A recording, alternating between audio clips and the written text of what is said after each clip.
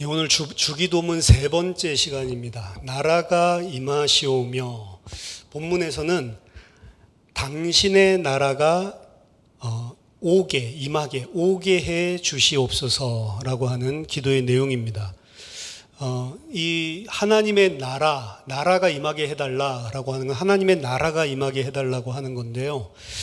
하나님의 나라는 예수님이 이 땅에서의 모든 사역의 중심적인 메시지였습니다. 예수님께서 공생을 시작하실 때 처음 주신 메시지가 마가복음 1장 15절에 때가 찼고 하나님의 나라가 가까이 왔으니 회개하고 복음을 믿으라 라는 말씀이었습니다. 그리고 부활하시고 나서 40일 동안 제자들에게 보이셨는데 40일 동안 그 제자들에게 주신 메시지 또한 하나님의 나라에 관한 것이었습니다. 사도행전 1장 3절에 그가 고난 받으신 후에 또한 그들에게 확실한 많은 증거로 친히 살아계심을 나타내사 40일 동안 그들에게 보이시며 하나님 나라의 일을 말씀하시니라. 그래서 예수님의 메시지와 사역의 중심이 하나님의 나라에 있는 것이죠. 하나님의 나라라고 일반적으로 표현하고 있고 마태복음에서는 천국으로 표현하고 있습니다. 천국, 하늘의 나라라고 하는, 정확하게 이야기하면 하늘의 나라라고 하는 의미인데요. 하나님의 나라, 하늘의 나라라는 거죠.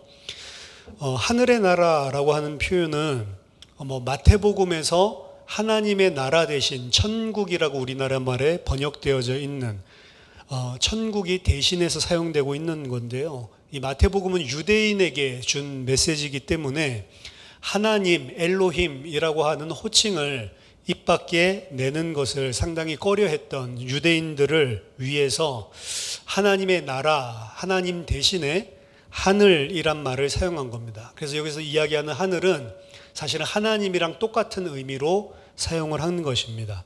그래서 천국 그리고 하나님의 나라 다 같은 말입니다.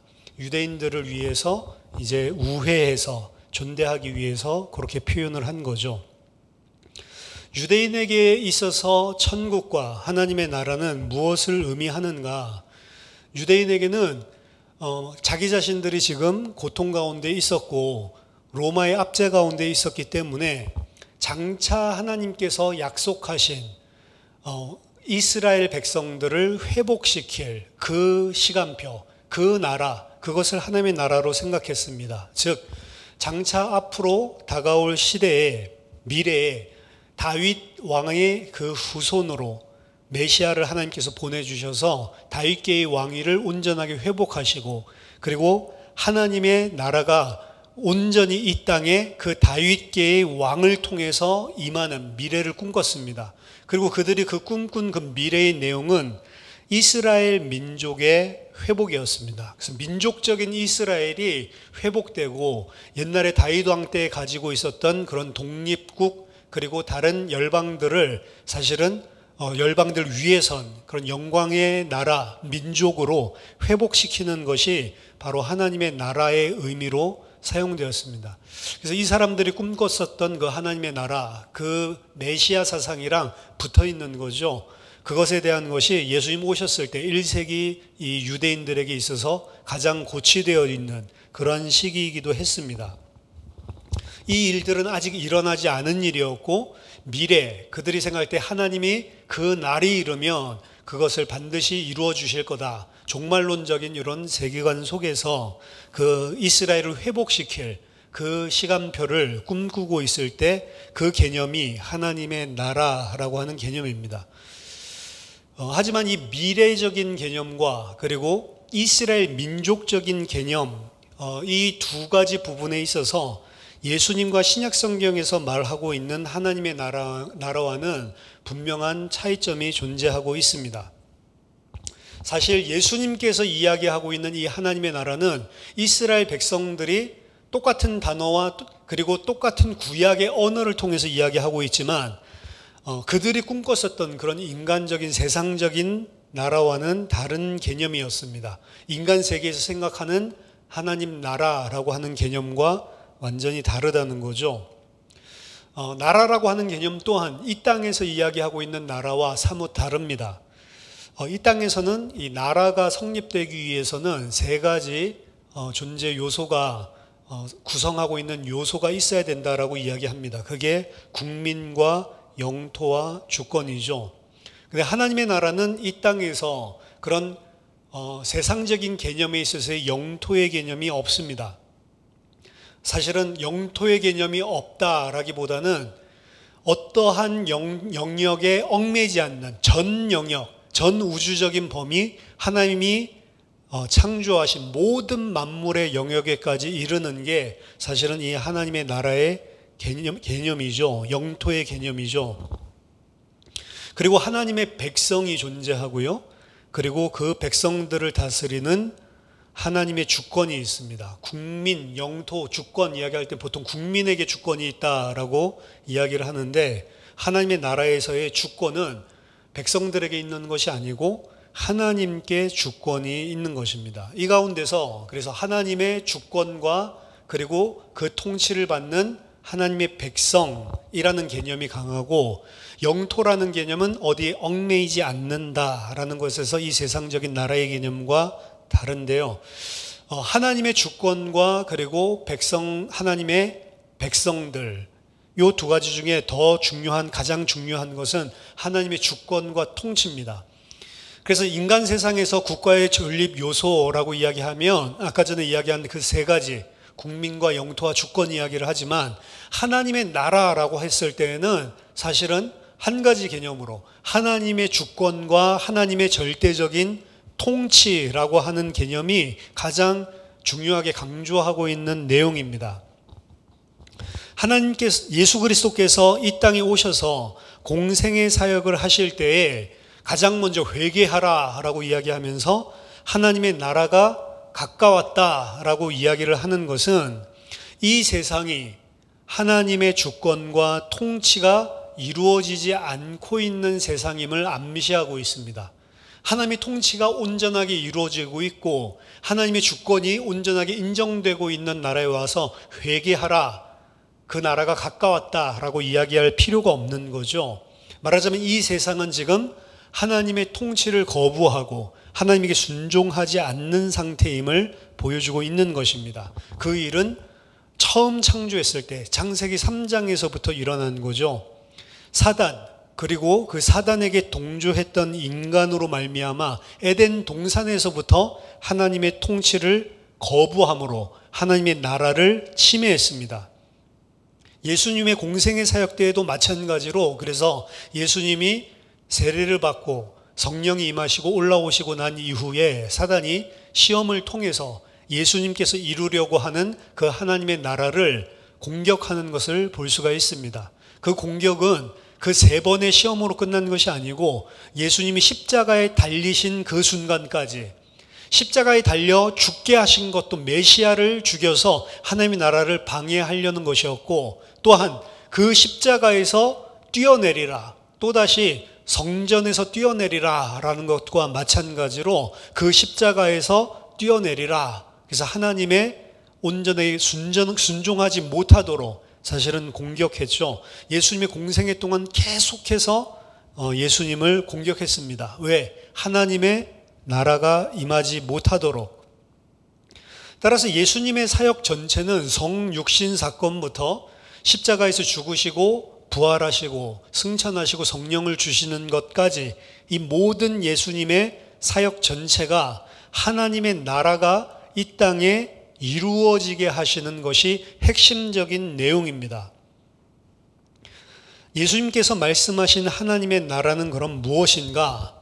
하나님의 통치 맞는데요.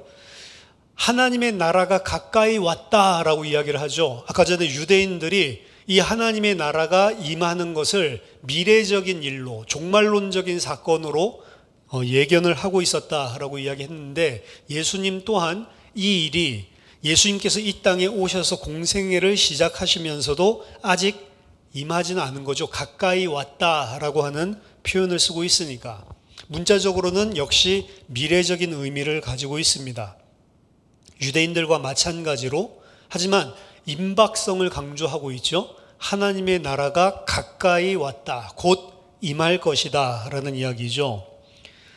마가복음 9장 1절에서도 제자들에게 말씀하십니다. 내가 진실로 너희에게 이르노니 여기 서 있는 사람 중에는 죽기 전에 하나님의 나라가 권능으로 임하는 것을 볼 자들도 있느니라.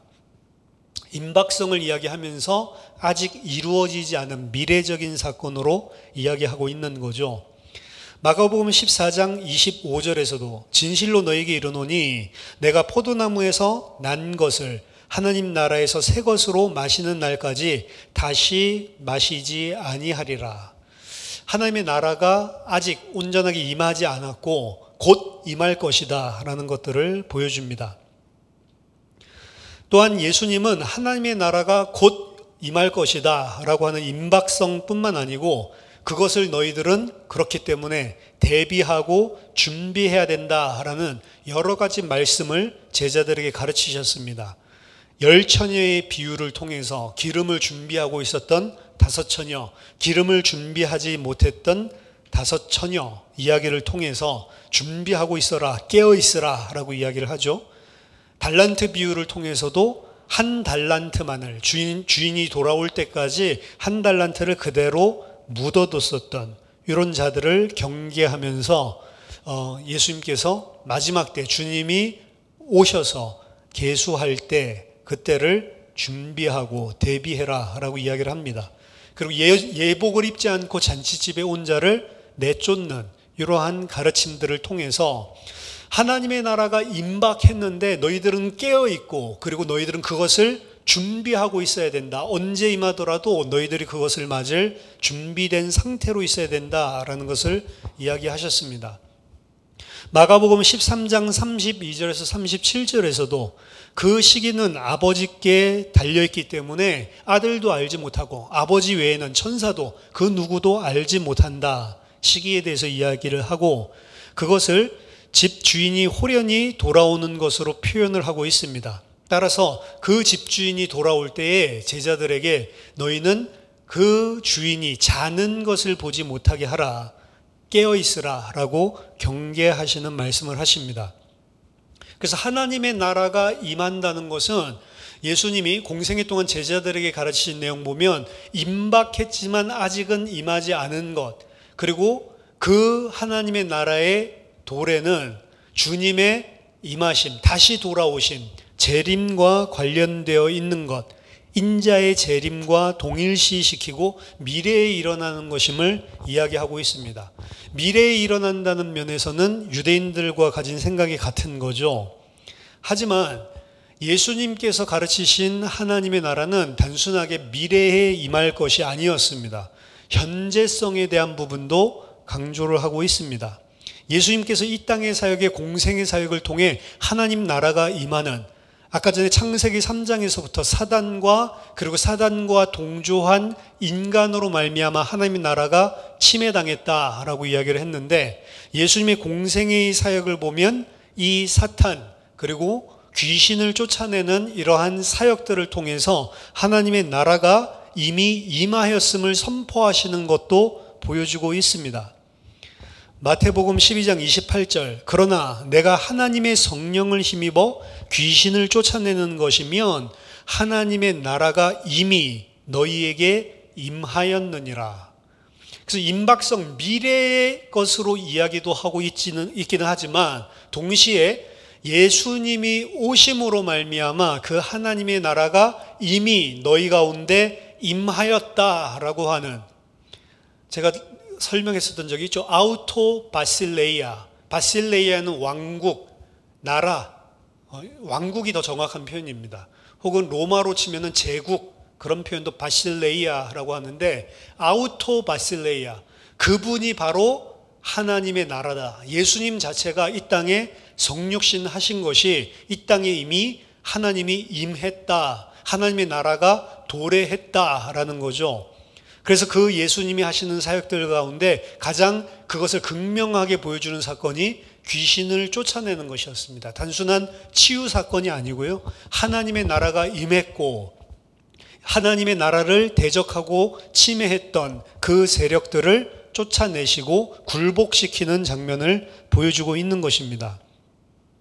궁극적으로는 예수님의 공생의 사역, 마지막 최종 절정이죠. 십자가의 죽으심과 그리고 부활하심, 그 예수 그리스도의 십자가와 부활을 통해서 하나님의 나라가 이미 온전하게 이 땅에 임하였다라고 하는 것입니다. 따라서 누가는 하나님의 나라는 여기 있다 저기 있다 이렇게 볼 수 있게 임하는 것이 아니고 너희들 마음속에 이미 임한 것이다 라고 이야기를 하죠. 따라서 하나님의 나라는 이미 예수님의 이 땅에 공생의 사역의 성육신을 통해서 이미 도래했고, 그리고 십자가의 죽음과 부활을 통해서 이미 이 땅에 온전하게 완성이 되었다라고 하는 개념이 들어가 있습니다. 이게 유대인들이 가지고 있는 종말론과 다른 종말론입니다. 기독교는 종말에 두 번의 메시아의 오심을 통해 이루어지죠.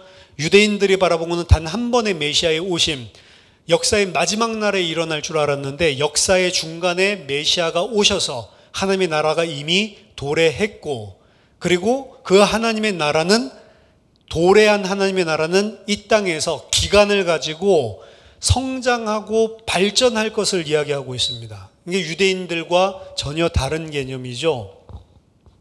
하나님의 이 나라가 궁극적으로 임하기 전까지 이미 완성된 이 땅의 하나님의 나라가 확장되고 발전될 것은 또 예수님께서는 천국 비유를 통해서 가르치고 계십니다. 많은 천국 비유들이 있죠. 아무도 모르는 사이에 자고 일어났더니 자라나는 씨의 비유, 그리고 뭐 가라지의 비유, 겨자씨의 비유, 누룩의 비유, 이 땅에 있어서의 하나님의 나라의 확장과 발전에 대해서 이야기를 하고 있는 것입니다. 그리고 이것을 제자들에게 직접적으로 명령하신 것이 우리들이 이야기하는 지상명령이죠. 마태복음 28장 19절 20절에 나와 있는 지상명령이라고 하는 것은 이 땅 지상을 이야기하는 게 아니고 지극히 높은 Great Commission, 지극히 높은 명령, 그걸 지상명령이라고 하는데, 마태복음 28장 19절 20절 너희는 가서 모든 민족을 제자로 삼아 아버지와 아들과 성령의 이름으로 세례를 베풀고 내가 너희에게 분부한 모든 것을 가르쳐 지키게 하라. 볼지어다 내가 세상 끝날까지 너희와 항상 함께 있으리라. 따라서 이 하나님의 나라라고 하는 것은 시간적인 개념으로 본다면 유대인과 다르게 두 가지를 내포하고 있습니다. 하나님의 나라는 예수 그리스도의 십자가, 부활을 통한 구속 사건을 통해서 이미 이 땅에 이루어진 역사적인 사건, 역사적으로 발생한 사건이라고 보고요. 동시에 그것은 주님의 재림을 통해 완성될 종말론적인 것, 이 두 가지를 다 내포하고 있습니다. 따라서 하나님의 때가 참에 그리스도께서 이 땅에 오심으로, 이 땅에 보내심으로 그 하나님 나라의 사역이 시작되었고, 다시 한번 때가 차면 하나님께서 그 아들을 다시 이 땅에 보내심으로 궁극적으로 완성될 것이다 라는 것입니다. 그래서 하나님의 나라의 이미와 그리고 아직이라고 하는 이 두 가지 요소가 담겨져 있는 거죠. 하나님의 나라가 이미 임하였지만 아직 최종적인 컨스메이션, 온전한 완성된 하나님의 나라의 도래가 아직 임하지 않은 그 상태, 우리는 그 사이에 지금 살고 있는 것이고 그 사이가 교회 시대입니다. 교회를 통해서 하나님께서 그 교회에게, 그리고 그 교회를 통하여서 하나님의 나라가 성장하고 발전하고 확장되도록 하나님께서 일하시는 기간에 있는 거죠. 따라서 하나님의 나라가 임하게 해 주십시오, 당신의 나라가 임하게 해 주십시오 라고 하는 이 두 번째 하나님에 대한 대신 간구에는 두 가지 의미를 지니고 있습니다. 첫째는 그의 하나님의 나라가 현재적으로 우리들의 삶들 속에 실현되게 해 주옵소서 라고 하는 현재적인 개념이 있고, 또한 둘째로 그것이 그리스도의 재림을 통해 그리스도의 다시 오심을 통해 온전하게 하나님의 나라가 완성되게 해 주십시오 라고 하는 이 두 가지 내용이 함께 들어가 있는 것이 이 하나님의 나라가 임하게 해달라라고 하는 기도입니다. 예수 그리스도로 말미암아 이 땅에 시작된 하나님의 나라가 하나님의 백성과 그리고 그 백성 속에서 그리고 그 백성들 교회를 통해서 또 새로운 영역으로 확장되어 가고 예수 그리스도의 재림으로 말미암아 그것이 완성되게 해달라라고 기도하는 것입니다. 중요한 것은 지난주에 살펴봤었던 당신의 이름이 거룩히 여기게 됨을 받게 해달라라고 하는 것은 거룩하게 여기는 주체 자체가 사실은 이 인간이었죠. 그리고 만물이었죠. 모든 만인과 만물로 말미암아 하나님의 이름을 거룩히 여기게 해달라라고 이야기를 했지만 오늘 여기서 이야기하고 있는 그의 나라가 임하게 해 주십시오라고 하는 것은 그 나라의 통치자 되시는 하나님에게 전적으로 그 일을 이루시는 주체가 있음을 알 수 있습니다. 하나님의 나라가 임한다라고 하는 것은 기도자인 우리들을 통해서 그 나라가 이 땅에 임하는 것이 아니고 전적으로 하나님이 이루시는, 하나님이 주체가 돼서 이루시는 일이라는 것, 그것이 중요합니다. 예수 그리스도를 통해서 이 땅에 하나님 나라가 이루어지게 하신 것도 전적으로 사람과 의논한 게 아니고 하나님의 때에 하나님께서 이루신 일이고, 그리고 그 하나님의 나라가 종말에 마지막 날이죠. 역사의 마지막 날에 임하게 될 것도 그 어떤 인간도 천사도 아니고 하나님께서 정하신 때에 하나님께서 이루시는 일이고, 그 사이에 일어나고 있는 하나님 나라의 확장과 발전과 성장, 확장이라고 한다면 하나님의 사람이 하나님의 통치를 받는 백성들의 영역이 늘어나는 거죠. 쉽게 설명하면 구원받는 것. 구원받아서 하나님께 순종하게 하나님을 대적하고 하나님 나라를 대항하고 있던 자들이 구원받아서 하나님께 순종하고 하나님의 나라에 들어가게 되는 것, 그것도 전적으로 하나님의 손에 속한 것이고, 그리고 그 나라가 발전하는 것, 그들이 이 땅에서 온전하게 한 사람 한 사람들이 자기 속에 있는 불순종의 영역들을 제하고 하나님께 순종하는 자로 온전하게 발전하고 성장하는 것도 하나님의 손에 달린 것이고, 그리고 그들을 통해 온 땅에 또 이 복음의 영역들이 확장되어지고 넓어지는 전도와 선교라고 볼 수 있죠. 그 일도 하나님의 손에 하나님께서 이루시는 것이라는 겁니다. 따라서 전적으로 이 하나님의 나라의 임함과 발전과 확장, 그리고 최종적인 완성은 전적으로 하나님의 주권에 달린 것이고 하나님께서 일하시는 것이기 때문에 우리는 기도할 수밖에 없는 거죠. 하나님께서 일하시도록. 보통은 우리가 하나님의 나라를 이룬다라고 이야기하지만 주체를 분명하게 기억해야 됩니다. 우리의 힘으로 하는 것이 아니고 모든 것이 다 하나님께서, 만약 우리를 통해서 그 일이 일어난다면 그것은 우리에게 주신 하나님의 은혜를 통해서 일어난다라고 하는 개념을 잊으면 안 됩니다. 자, 하나님의 나라, 더 친숙하게는 천국이라고 하는 것을 사람들이 많이 이야기를 합니다. 근데 그 천국에 대해서 보통 일반적으로 이야기를 하면 그 개념이 보통은 내 자신이 좋아하고 내 자신이 원하는, 내 뜻이 이루어지고, 그리고 내가 무엇인가 결핍되다라고 생각하고 내가 필요하다라고 생각하는 것, 이런 것들이 다 풍성하게 채워지는 장소가 천국으로 생각을 하고 있습니다. 그걸 말하자면 하나님의 나라라고 생각을 하는 거예요.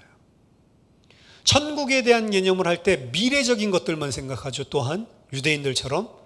그러니까 하나님의 나라, 그렇게 하면은 보통 하나님의 나라 이야기를 안 하니까 천국으로 생각하면 천국은 미래적인 개념으로 생각을 하고, 그 천국에 가면 어떻게 해요? 내가 이 땅에서 없었던 건강이면 건강, 그리고 물질적인 풍요로움이면 풍요로움, 내가 이 땅에서 결핍되어 있는 것들을 다 만족하게 채움받기 때문에 더 이상 슬픔도 없고 고통도 없는 그곳, 내가 원하는 것을 채워주는 장소라고 흔히 생각을 합니다. 그런데 이렇게 생각을 한다라고 하면 지금까지 제가 설명했었던 하나님의 나라, 천국과의 개념이랑 완전히 반대되는 개념인 거죠. 성경이 말하고 있는 천국의 개념이랑은 전혀 다른 것입니다. 이건 종교에서 꿈꾸고 있는 천국입니다. 모슬렘들이 꿈꾸고 있는 천국. 그래서 그곳에 가면은 아름다운 미녀들을 몇 명을 주고, 그리고 근사한 집에서 아이들을 많이 낳고 행복하게 살 거다. 무슨 옛날 동화 속에 나오는 왕자와 공주가 만나서 행복하게 아이들 낳고 사는 그런 곳이 천국인 것처럼 착각을 한다는 거죠. 따라서 이 천국이라고 하는 개념은 사실은 오용되어져 있는 경우가 상당히 많고요. 성경에서 이야기하고 있는 천국의 개념에 비추어 본다면 하나님의 나라가 내게 임하옵소서라고 이야기하는 것은 내 뜻과 내 결핍을 채워주는 것이 이루어지게 해주십시오라는 고백이 아닙니다. 하나님의 나라가 나에게 임하시옵소서. 그러면 우리는 항상 이렇게 상상합니다. 하나님의 나라가 임하면 나에게 있는 이런 고통의 문제나, 그리고 이런 어려움들, 그리고 이런 결핍들, 이런 것들이 없어지고 하나님이 나에게 사랑과 은혜로 풍성하게 채워주시는 그런 행복한 그런 이미지를 상상할 수가 있는데요. 하나님의 나라가 임하게 해달라라고 한다는 것은 원칙적으로 내가 원하는 것, 내가 뜻하는 것이 다 박탈되는 거예요. 그래서 어떻게 보면 하나님의 나라가 내게 임하게 해주십시오라고 이야기하는 것은 내 자신이 완전히 잘못되게 이 세상의 것들을 붙잡고 있었거나, 이 세상의 것 때문에 불평하고 있거나, 혹은 이 세상의 것 때문에 원망하고 있는 것들, 이런 것들을 채워주는 게 아니고 오히려 그러한 내가 원하는 것들을 뺏어가는 게 하나님의 나라가 임하는 그 내용일 가능성이 훨씬 더 높습니다. 왜냐하면 우리는 창세기 3장 이후에 하나님을 떠나서 육신이 되었고, 우리들이 마음으로 생각하고 우리 생각으로 원하는 것들이 전부 육신적인 것, 세상적인 것, 하나님 없이도 그것 있으면 내가 살 수 있다고 하나님 대신 의지하고 있는 우상적인 요소들이란 말입니다. 그래서 하나님의 나라가 내게, 하나님의 통치가 내게 이루어 주십시오라고 기도하는 것은 그 우상적인 육신적인 세상적인 것을 채워주는 것이 아니고, 도리어 내가 오히려 있다라고 생각했었던 것마저도 하나님 아니라 다른 것을 기대고 있었다면 빼앗아갈 확률이 훨씬 더 높은 것입니다. 하나님의 나라가 임하지 않았으면 좋겠다, 이런 생각이 사실은 들 수 있는 그런 대목이라고 볼 수가 있는 거죠. 하나님의 나라가 임하면 거꾸로 내 뜻이 아니라 온전한 하나님의 뜻이 내게 이루어지기를 원한다는 것입니다. 나는 그 하나님의 행하심, 그리고 하나님께서 나에게 허락하신 그 뜻에 모든 것을 순종하고 그것으로 감사하고 만족하는 자가 되겠습니다 라고 하는 것입니다. 상황을 그래서 바꿔주는 게 아니고 하나님의 나라가 나에게 임하게 해주십시오. 이 상황을 이렇게 바꿔주세요. 그럼 내가 천국이 되겠습니다. 그게 아니고 하나님, 이 상태가 하나님의 나라, 천국이 되게, 사실은 우리들이 가지고 있는 내 기준, 나 중심적, 세상 중심적, 육신 중심적이었었던 이 모든 것들을 다 무너뜨려 주시고 하나님을 순종하고 하나님만을 기뻐하고 찬양하는 자가 되게 해 주십시오라고 하는 내용인 거죠. 천국이라고 하는 개념 자체가 여기서도 그래서 변화되는 것입니다. 우리들 찬송하지만 초막이나 궁궐이나 내주 예수 모신 곳이 그 어디나 하늘나라라고 이야기하죠. 천국이라고 하는 것은 여기 있다 저기 있다 볼 수 있게 임하는 것이 아니고 너희들 마음속에 임하는 것이다. 하나님의 통치를 온전하게 즐거움으로 기쁨으로 받아들이고 순종하는 상태, 그 상태가 천국이라는 거죠. 그렇기 때문에 부족함이 없는 것입니다. 왜? 하나님께서 허락하신 것을 내가 온전하게 받아들이고 그것으로 만족하기 때문에. 그래서 나라가 임한다고 하는 것, 하나님의 나라가 임한다고 하는 이 개념들, 요 자체는요, 세상적인 개념, 완전히 다른 것입니다. 더 사실적으로는 예수님께서 이 땅에 하나님의 나라를 임하게 하시기 위해서 하나님의 나라를 가지고 이 땅에 오셨는데, 그 하나님의 나라를 가지고 이 땅에 오신, 이곳은 지금 하나님의 나라가 임하지 않았구나 라고 생각해서 온 그 나라는 로마가 통치하고 있었던 세상이었습니다.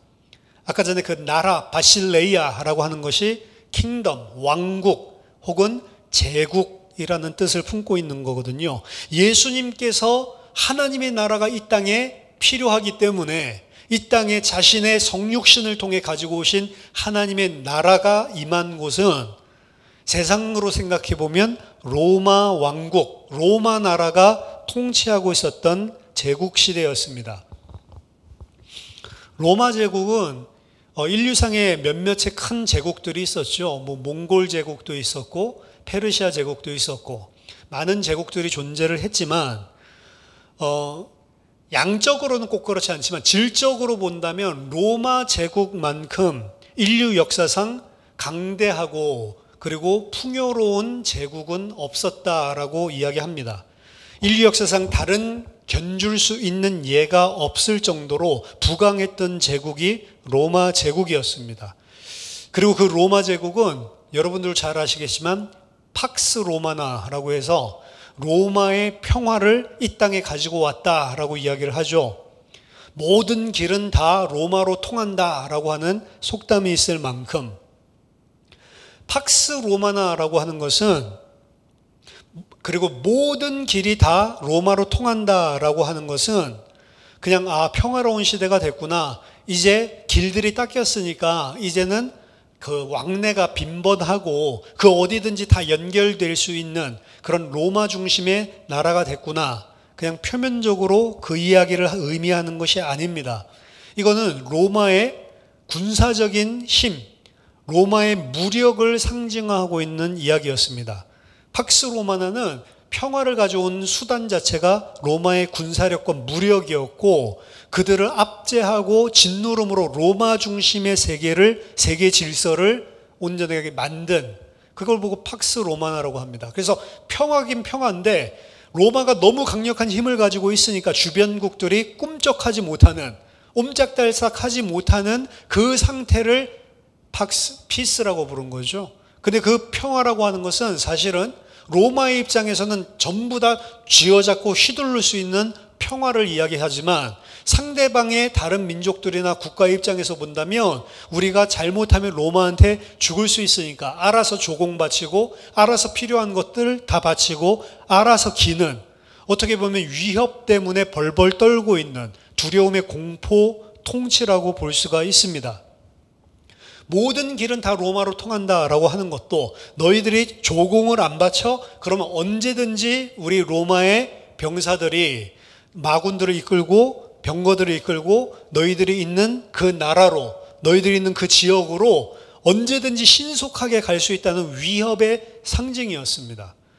그래서 팍스 로마나는 겉으로 보면은 평화라고 생각을 하고, 모든 길은 로마로 통한다라고 하는 것은 통합된 세상, 로마의 통치 아래 평화로운 아름다운 세상을 이야기하는 것 같지만 사실은 위장된 평화였고, 그리고 무력과 공포 정치를 하고 있는 그 상태의 제국 질서를 상징하는 의미였습니다. 그 일을 최초에 제국을 형성하는데 로마 안에서도 사실은 삼두 정치라고 해서 분열들이 있었는데 그것들을 전부 다 휘어잡고 로마 황제 중심으로 완전히 일원화 시킨 인물이 우리가 이야기하는 옥타비아누스라고 하는 황제입니다. 로마는 보면은 원래는 공화정이라고 되어 있는데요, 황제가 있고 황제가 황제 마음대로 하는 게 아니고 원로원이 존재를 합니다.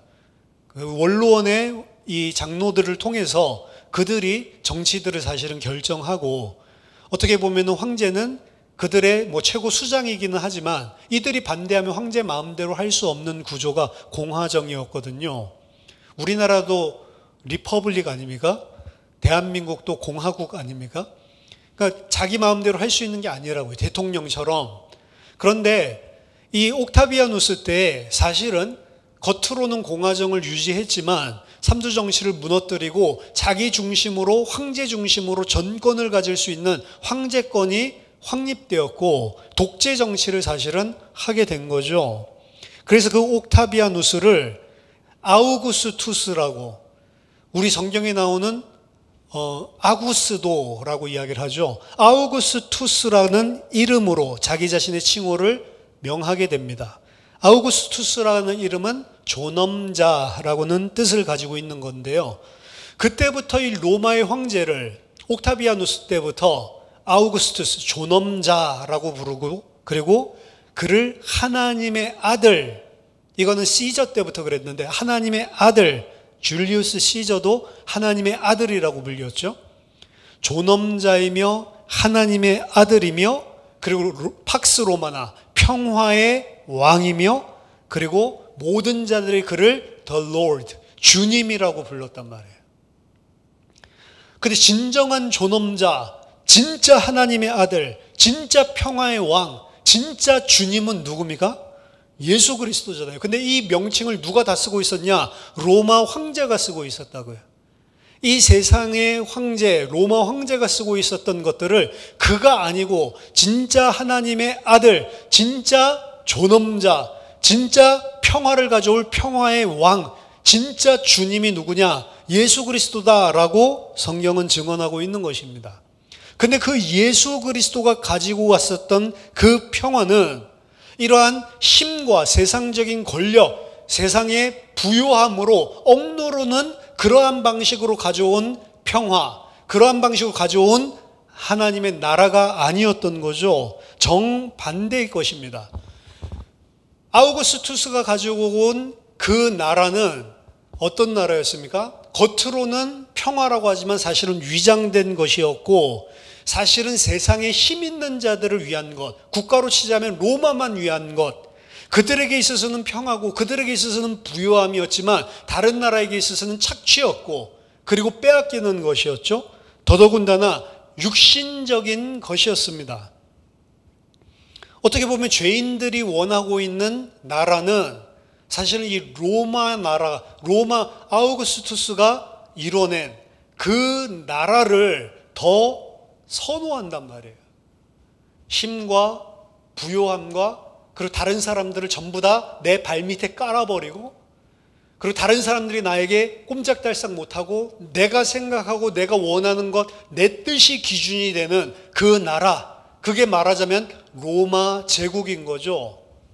그곳에 하나님의 나라를 가지고 들어오는데 그 하나님의 나라는 내 뜻이 무너지고 나를 부인하고 나는 어떻게 해요? 큰 자가 되려거든 낮아지고 정말로 다른 사람 위에 높은 자가 되려면 다른 사람을 섬기는 나라. 내가 다른 사람들 걸 착취하는 것이 아니고 내게 있는 것을 가난한 자, 연약한 자들에게 나누어 주는 것. 어떻게 보면 우리는 육신적으로 로마를 추구하지만 예수님이 가져다 준 하나님의 나라는 내가 원하지 않는 것이에요. 그렇기 때문에 하나님의 나라가 임하게 해주십시오라고 하는 기도는 오히려 우리가 원했던 로마를 박살내는 기도고 하나님의 나라가 임하였을 때 세상적으로는 어리석고 세상적으로는 가치 없다라고 하는 모습의 형태가 나에게 임하는 가능성이 훨씬 높다는 사실을 기억해야 됩니다. 근데 일반적으로 예수님이 가져다 준 그 하나님의 나라를 우리는 생각하는 것보다는 하나님의 나라, 천국을 생각할 때에도 로마 제국이 가져다 주는 그 나라를 생각하고 있는 그런 우리의 육신적인, 세상적인 죄성을 발견하게 되는 거죠. 하나님의 나라가 내게 임한다는 것은 로마 제국과 같이 스스로 높아져서 하나님의 자리에 앉아서 자기 자신이 존엄자인 것처럼 자기 자신이 평화의 왕인 것처럼 자기 자신이 이 땅을 통치하고 있는 자인 것처럼 있었던 그 로마 황제의 자리에서 내려와서 예수 그리스도 앞에 나는 죄인입니다. 나는 하나님의 긍휼하심이 없으면 아무것도 할 수 없는 연약한 자입니다 라고 고백하고 피조물의 자리로 내려가서 하나님의 뜻에 순종하는 것입니다. 이게 예수님이 가지고 오신 하나님의 나라고, 우리가 주기도문 할 때 하나님의 나라가 임하기를 원합니다. 그래서 예수님의 제자들은 로마로부터의 독립운동을 안 하는 겁니다. 유대인들의 항쟁 운동에 끼지를 않는 거예요. 그거는 유대인들이 생각하고 있었던 하나님의 나라에 대한 개념, 메시아관, 그것 때문에 계속해서 70년대에도 그것 때문에 항쟁하다가 예루살렘 성 다 무너지고, 135년에도 그것 때문에 또 일어나가지고 항쟁하다가 이제 유대인들이 완전히 전 세계로 다 흩어지게 된 거 아닙니까? 근데 예수 믿는 자들은 하나님의 나라에 대한 개념이 이제 유대인과 완전히 다르기 때문에 오히려 어떻게 해요? 로마가 우리를 잡아 죽이는데도 그 위정자들을 위해서 기도하고, 그들이 잡아 죽이면 죽는다. 어떻게 보면 비폭력이죠. 로마가 생각했던 방식과 정반대되는 것이죠. 예수님도 십자가에 달려 죽으실 때 도살장에 끌려가는 어린 양처럼 잠잠하게 순순하게 아무 말도 없이 잡혀서 죽으시는 거죠. 하나님의 나라라고 하는 개념이 하나님의 나라가 내게 임하옵소서라고 이야기하면 우리가 생각하는 힘과 능력을 가지게 되는 것이 아니고, 모든 것들 앞에서 하나님께 의존할 수밖에 없는 무력한 자, 하나님의 긍휼하심으로만 살 수 있다고 속 깊은 곳으로부터 인정하는 자, 그리고 하나님이 지금 내게 현재 주신 것으로 하나님의 절대적인 주권을 인정하며 그 안에서도 감사하고 기뻐할 수 있는 자가 되게 해달라라고 하는 것이 현재적인 하나님의 나라의 임함입니다. 자, 하나님의 나라가 임하게 해주십시오. 세 가지. 현재 예수 그리스도의 과거의 십자가의 사역을 통해서 그 나라가 시작되었고, 그것이 나에게 임하였을 뿐만 아니라 이 땅에 사는 동안 그 하나님의 나라가 내 속에서 발전하고 확장되고 성장한다고 그랬죠. 그 발전되고 확장되고 성장할수록 나는 하나님께만 순종하고 내 자신이 하나님의 자리에 섰던 모든 영역에서 내려와 무릎 꿇게 되는 그 일들이 일어나는 것이고, 그것이 궁극적으로 예수님의 재림시에 우리 안에 온전하게 ultimation, consummation, 완벽하게 다 이루어진다라고 하는 것을, 그 일이 속히 일어나게 해 주십시오.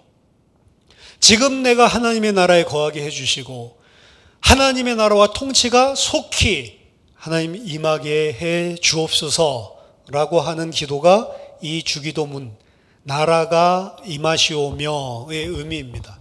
나라가 임하시오며 라는 것들을 여러분들이 앞으로 주기도문 할 때마다, 아, 그 나라, 하나님께 순종하는, 다른 것 의지하지 않고 하나님의 자리에서 내려와서 온전히 하나님께 순종하는 제가 되게 해 주십시오. 그 나라가, 그 일이 온전하게 이루어지는 주님의 재림이 속히 이루어지게 해 주옵소서라고 하는 기도의 내용입니다. 잘못 가지고 있었던 하나님 나라, 하나님의 통치, 천국에 대한 개념들이 온전하게 성경에서 예수님께서 가지고 오신 하나님의 나라로, 우리가 가지고 있었던 로마적인 나라가 무너지고 하나님의 나라가 저와 여러분들의 것이 되기를 예수 그리스도 이름으로 축원합니다. 기도하겠습니다. 살아계신 하나님 아버지, 은혜를 감사드립니다.